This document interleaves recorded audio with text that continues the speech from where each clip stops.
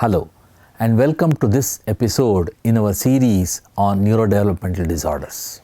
It is common knowledge that parents need to understand specific aspects of personal safety of a growing child.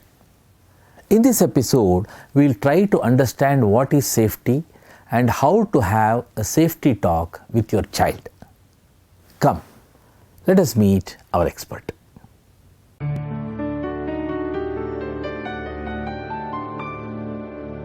Personal safety is a very important discussion that every child should have access to.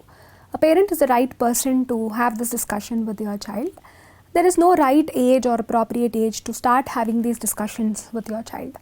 Personal safety includes talking about physical safety. For example, this is electricity, this is fire, you have to stay safe from that.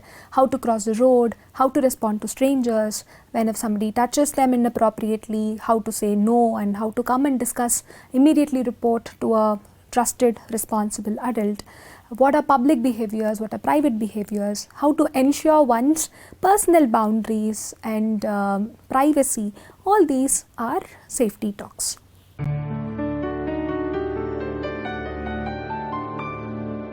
There is no one way to go about the safety talk. Everyday interactions, everyday moments can be potential opportunities to have this discussion with your child.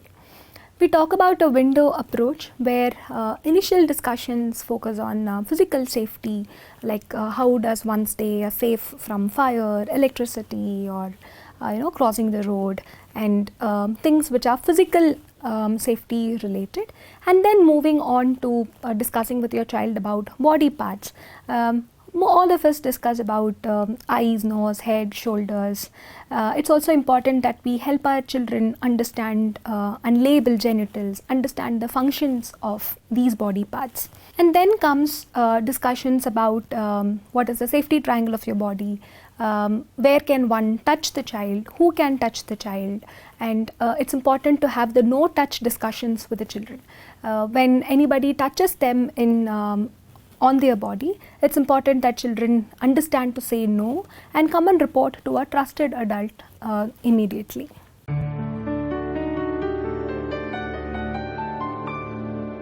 In the case of children with neurodevelopmental disorders like autism or intellectual disability, parents often have concerns about how do I initiate this discussion with my child? Will my child understand if I bring up these concepts to them?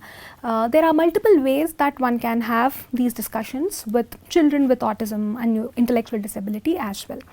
A lot of these discussions can be brought up with pictorial charts, having visual cues, showing them pictures of body parts where they can be touched and where they shouldn't be touched, and how to respond to that. Having dolls which have visible body parts, and helping your child to point to those body parts, and repeatedly having these discussions through these simple methods can help them. It's important that children get to understand their body well so that they'll be able to communicate if there are things that's not going well. In addition to pictures and dolls, parents can also use social stories where children can understand how this character in the story responded to a situation like this. That will also help children learn ways to respond and ensure their personal boundaries and safety. These can be the different ways in which you can initiate and have personal safety related discussions with your child. During adolescence, children may express their sexuality or sexual needs in different ways. For example, there may be experiences of masturbation, or sometimes they may not know that they should dress up completely before coming out from the toilet or coming out immediately from the bath. So these are topics of discussions which these could be topics of discussion for privacy. It's important to acknowledge that children with autism or intellectual disability will have sexual needs and they do express them in different ways. It's important to ensure that they understand the concept of privacy. This is something that parents can repeatedly discuss with them and help them to express their sexuality within private boundaries. This concludes our episode about having the safety talk with your child.